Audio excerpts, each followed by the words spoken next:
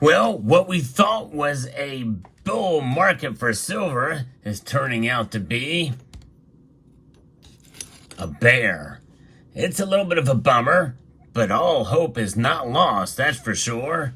I'll explain what happened and what to expect next in this bear run for silver as we explore.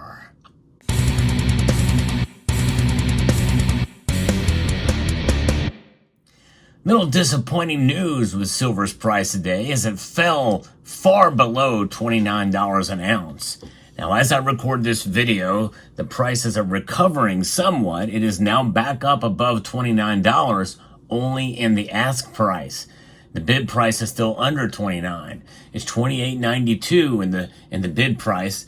As of the recording of this video, silver has lost 2.74% of its price today, down 81 cents.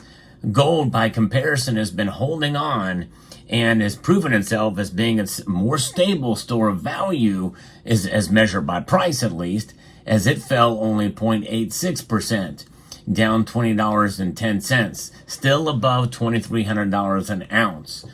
Platinum and palladium have both suffered as well too, but the big loser for today is silver. But that does not mean that silver is a loser metal, that's for sure. It just means that volatility is the game changer, or the noted activity that we're seeing with silver, and we're probably going to see more of it. But I think as the summer starts to kick in here, we're going to see it stabilize somewhere probably around this area. And barring any big action, or in terms of the Federal Reserve doing something unexpected. And by the way, I'll be talking about that in a future video. You're going to want to stay tuned for that. Or also geopolitics or black swan event. And geopolitics is something we have to keep in mind. Not a lot of people are talking about Taiwan right now and China. But that is something that could very well heat up, and I'm a little bit worried about that, honestly, as to what could occur there.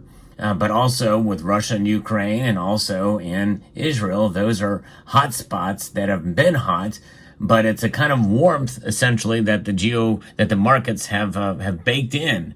But what's going on here? Why did it fall so dramatically today? Well, I think people are absorbing what the Fed has said, and also with the summary of economic projections, which is known as the dot plot. And they say that this thing is that the Federal Reserve is likely going to just do one rate cut this year. Of course, some feel they're not going to do any rate cuts, and they may not. Any possibility is on the table. I still think they're going to cut at least one time. They're going to do it for political reasons. In all actuality, they probably shouldn't be cutting rates at all this year. And if you go by what Jerome Powell has been saying, they probably won't. But and that is not good for gold and silver. But you think about it. Are we going to be determined as far as the validity of what we're doing based off of the strength of this? Because that's what's happening, right? The dollar is strengthened every time the Federal Reserve does something or doesn't do something, and whatever they say, it strengthens the dollar, and the dollar index is up. It is up over 105. But when you think about it, how strong is it? It is the strongest compared to all the other currencies out there, the reserve currencies as measured by the IMF. But it is still losing value at a rate of 3.4% year over year. No change from last month, which was still 3.4%. So that's on top of the already high inflation of the year before. So in other words, it's bad, and it's not getting any better. Even though they've not, risen interest rates or lowered interest rates, have kept them the same, it's still not moved the needle one iota in terms of inflation, what they're doing. So in all practicality, they're likely not going to lower, and they shouldn't lower, but I still think they will for political purposes. But the dollar essentially is the cleanest of the dirty shirts in a laundry pile. You've heard me use that analogy before. But also, when you think about inflation and what's going on, silver's price is going to fluctuate. because of the market perception of it compared to the dollar. What are people doing? People are looking for ways to protect themselves from inflation. With interest rates staying where they're at and high, it makes sense to put your money in a money market account or some sort of a low risk or no risk, something that's going to yield accordingly. And that's fine. And I actually do that as well. But I think there's more to having value tied up in a currency, a fiat currency, than it is to have something outside of the system. And there's where silver comes into play, and gold too. And as long as you hold it, I'll give you, for instance, I bought these silver bars at a time before the prices really jutted up, went up to $25, $26, $27 an ounce and higher. And so I saw the price of silver go up for the time that I held these bars. And so in my view, the longer as you hold silver, it doesn't really matter what the price does unless you go to sell it. And I know many of you say it doesn't really matter what the price is because I'm a stacker, and that's great. And that is the message I want to send. It's about having diamond hands, holding on to the silver that you already have through the market fluctuations. And yes, some people can applaud and say, well, I sold silver at its peak at $32 and change. And we've not seen that. Now we're far below that again. And people will applaud that. That's fine and dandy if you did that and you were able to profit somewhat, although I would make the argument that it wasn't by much, because when you take into account premiums, you're really not gaining a whole lot. And you're losing a position in your stack of having wealth outside of the system. The dollar is not going to collapse anytime soon. But we've not been in where we are at now at any time in history. There's so much that could go wrong very, very quickly that could send us in a spiral downward. Talking a deep recession. A deep recession with, on top of inflation, means stagflation. And that could very well lead to some big problems, especially in a world where we're seeing less and less dependence on the dollar. The petrodollar is effectively done. And I've not really spoken publicly about it in a video, but that's a pretty big deal in the grand scheme of things. Not in the immediate term. It's having a negligible effect on the markets. And I think that's partially because I think likely Saudi Arabia will still continue to take dollars. It just is not tied to that system. I have to look into that to see for sure, but it's one of those things where oil and energy is flowing in many different areas, and I think there's still some of it that once we become more energy independent, which to some degree we still are, more so than we have been in the last 10, 12 years, even in this current administration.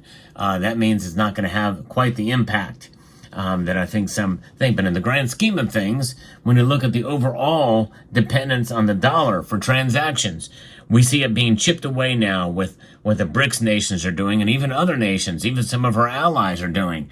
They're holding gold. They're holding gold and relying more on that, which they should.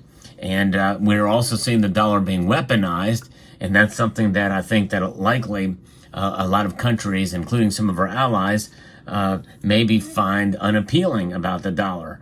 And so there's that kind of thing too, which puts it under a little bit more of a threat. And so those are the things we have to consider with regard to the markets. Now, silver's big plunge today could be just another volatile move, and we could see it start to move back up again. Maybe even tomorrow it could go back up again. We don't know. Usually the last couple of weeks, we've seen a big smackdown on Fridays for the past couple of weeks here. But no one can really say for sure if that trend is going to continue, and then see it maybe try to rebound a little bit on Sunday night when we do our market watch here on this channel. But if you enjoy content like this where I give you the latest news and analysis on precious metals, I hope you will consider subscribing to the channel if you haven't done so already, and pressing that thumbs up button if you find value in the content I provide here. But with silver, if we can hold on to above $28 an ounce, I would say that is a good reason to to be at least somewhat happy. I won't say celebrate, because that's for $30, maintaining above $30. But I think we can be content, because $28 was kind of my target for the year, and that's a pretty solid resistance by most analyst standards or reports from technical analysis and the like. And so if we can hold above 28, I think we're doing okay. Although I have a little bit less faith in that now, as I think we are officially in somewhat of a bear market. And the reason why I have this copper piece, I just got this fairly recently from a local coin shop. Copper is an interesting metal, because that's something else we need to watch for prices to see what's going to happen. Copper is actually up slightly today. So silver is moving in the opposite direction. It's reacting as a monetary metal, or as a precious metal along with gold, but further with a downside shock here with its price fall. Now, some will blame these big dips in the market for silver, especially silver, based off of the COMEX shorts and the like. The volume of trading has really kind of tapered off here, but it's been fairly substantial throughout the day, with fighting, trying to recover some of that. As soon as that trading stopped, it kind of bounced up again, which leads credence to some of this. And, this happened earlier in the afternoon, just about an hour ago. We started to really kind of go back up again as soon as the volume really tapered off there, which is an interesting thing. You can interpret that however you wish. But it's going to be an interesting a week ahead. Next week will be very interesting for silver. But I'm hoping that we can hold on to $28. It's just barely above $29 right now, $29.01. And we'll see what happens through the tomorrow and through next week. So if you haven't heard the news, check out my most recent video that I posted about another legislative initiative against the Federal Reserve to abolish it. That's right. I'll post a link right here at the end of this video. So I'd like to extend a multitude of gratitude to each and every one of you for taking the time to watch, and to encourage you to please rate, share, comment, and subscribe.